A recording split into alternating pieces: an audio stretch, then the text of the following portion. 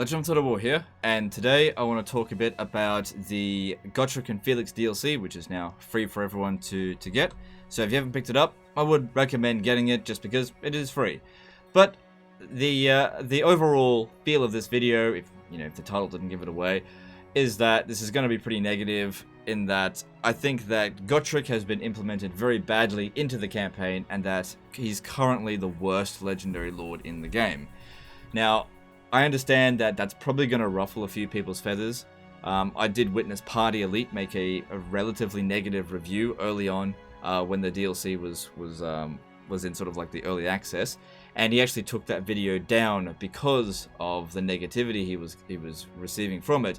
Now, I watched that video while it was up, and I actually agreed with a lot of the points that he made, so I think it's really unfortunate that he sort of caved into the negativity, because he was actually correct. This is not well done by Creative Assembly. This could have been done so much better, and it is actually a very easy solution.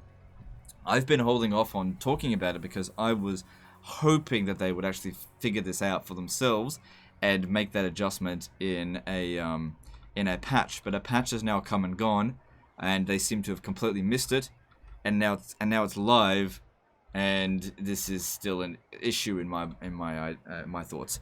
So. I want to try and be as thorough as possible, but I also want to recognize that I understand that some people really love the characters of Gotrek and Felix and love the fact that they're in the game.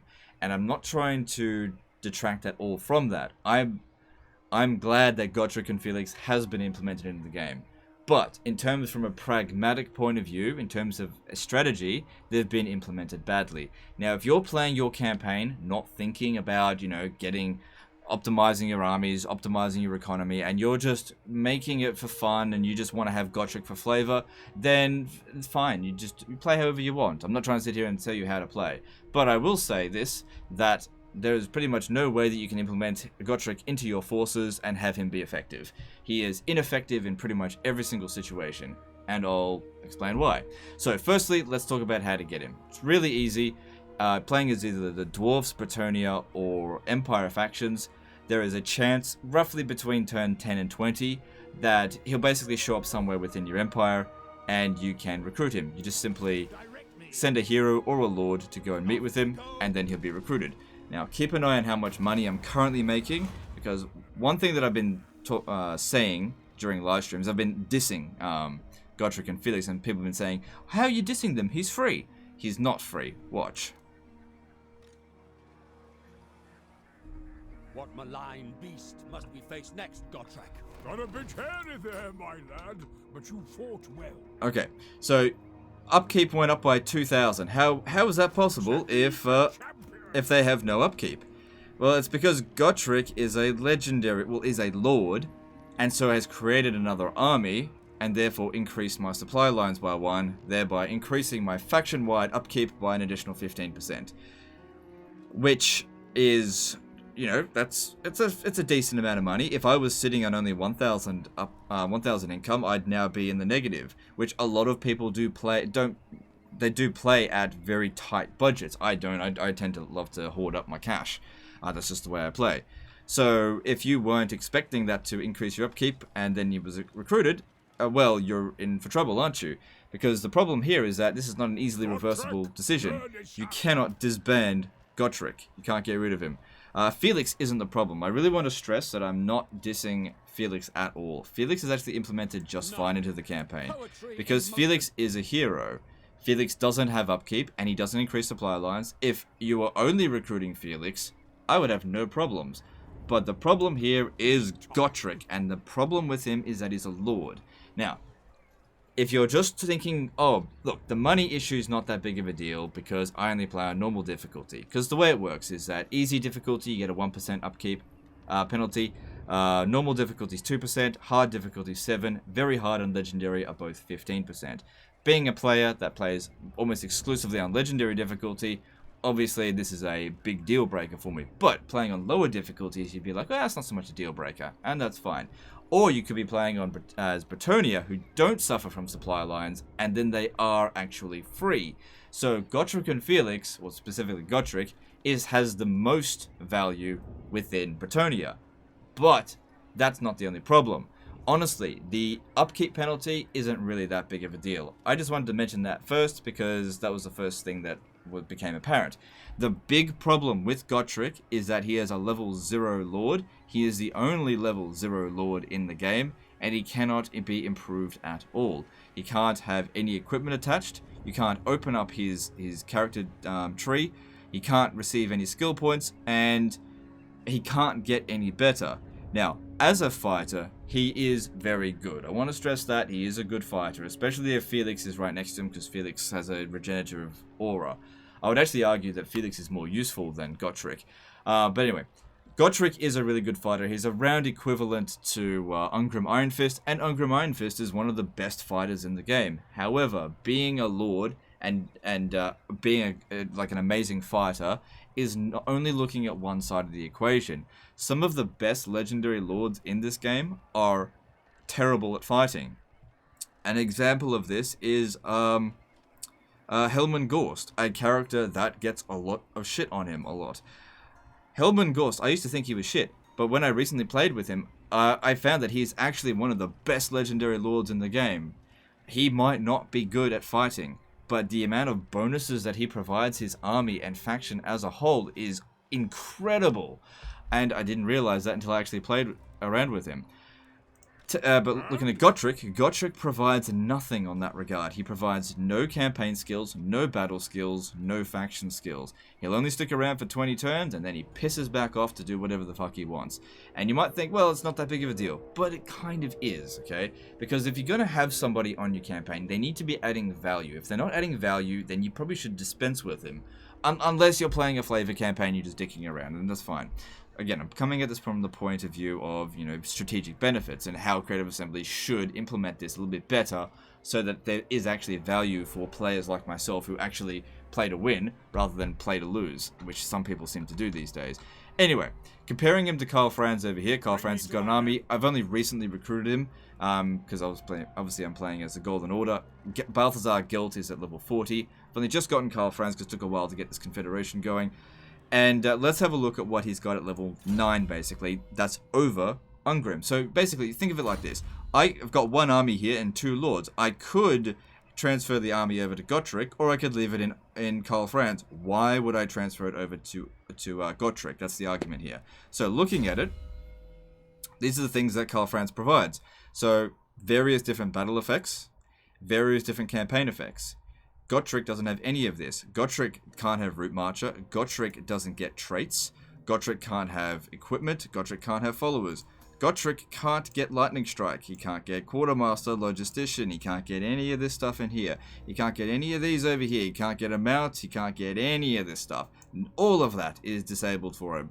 And for having him over 20 turns, you can get a Lord fairly leveled up within 20 turns, especially if you're fighting a lot of battles. If you're sitting around doing nothing, you might even still level up by 1 level in 20 turns. But most of the times in Total War Warhammer, there's a lot of battles going on. And so having Gotrek absorb all of that experience and it essentially just being flushed down the toilet, it's going to waste, It's sort of like, imagine a Lord that, think of it from the reverse, that gained experience but didn't gain battle loot. There's less value in that, and that's what it's all about. It's about, value. So him not having any equipment, not having any skills, Karl Franz over time will just become significantly better. So why would I give this army over to Gotrek when I should have it commanded by Karl Franz? And you might think then, well, you could just have Gotrek hanging around as like a satellite army. Don't give him an army and just hang around. But then again, you've still got that issue over here. You would only do that on the lower difficulties. Again, it is something that you could do. But if you were going to do that, why not have a Lord do it? Because let's just see here. If I was just to get this dude here, he's rank 7. If he was just to hang around Karl Franz without an army, just as a satellite unit, just hanging around him, provide a bit of support, he would gain experience over time. And this guy, over time, would eventually end up with an Imperial Griffin, end up with Lightning Strike, end up with Quartermaster, end up with all the things that you might want to get, including extra combat stats. And eventually, he'd be able to whoop Gotrek's ass, because Gotrek has no potential. And by recruiting Gotrek and having him instead of this guy, you are denying yourself a good late game general at the cost of a temporary dude who has no potential, who at the end of the day might end up getting recruited by one of your enemies. So, you know, again, just such low value. You could recruit him into Bretonnia, but it's just such a low value unit. Now, the easy solution to this, because I don't just want to sit here and slam on him without actually providing a solution, is so simple. Just make him a hero. That's it. That's all you gotta do. If he was a hero instead of a lord, he wouldn't increase supply lines. He could still fight right next to Felix. He would literally have the exact same combat stats, unless you want to nerf him a little bit. And suddenly, he's got value. You can attach him to Karl Franz's army, if I disbanded a unit here. And, oh look, I've got 18 units. I could put them both in there. And he wouldn't be a super soaker of experience draining my economy, draining my experience economy for the late campaign. Because here's the thing you got to consider as well. Because I do a lot of disaster campaigns, and I get a pretty decent idea of how some people play their campaigns and where people go wrong. The campaigns that are sent to me in the disasters, when people are having a hard time, the reason that they send it to me is because they lack foresight. They don't plan ahead. They only think about the here and now, and they do a lot of flavor things, and then they get themselves into the shit. Okay, the late campaign disaster campaigns usually are a case of people taking it way too slow and have poorly leveled up generals, right? Or they've got only one general. And what ends up happening is, they're playing as, let's just say, a New World race, and then the dwarves have half the bloody map, right? And the dwarves recruit ridiculous numbers of armies, and because your armies are all low level and full of flavor units, the dwarves just roll right over you, and then they get sent to me. And then it's painstaking, because all you got to do is keep fighting them back. Get your lords leveled up, because then they'll be able to take on more and more over time. Now, the difficulty curve on the Total War campaign, on the high difficulties, usually goes like this. The beginnings are usually pretty difficult, okay? That's the time to start really getting loads of experience into your generals, having some fairly tough fights and getting a good start. It's not necessarily about getting a lot of territory. Not always. Some people do, but I don't recommend it.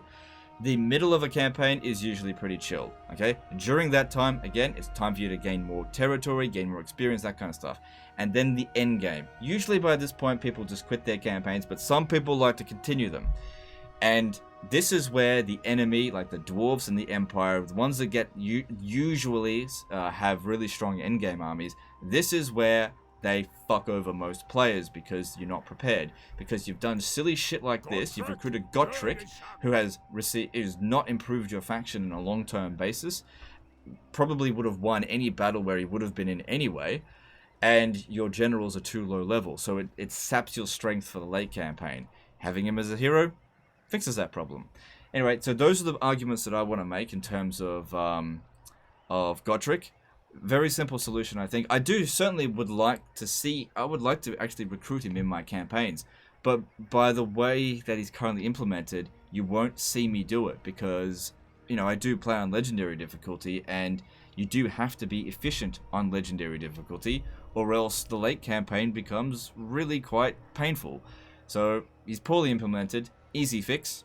Maybe they'll do it next patch, maybe they won't. Anyway, hopefully that helps you guys. If you disagree with what I've said, leave a comment down below, and at the very least explain why you think I'm wrong, because I might have missed something that maybe you got. Anyway, that's the end of this video, and I'll see you next time, fuckers.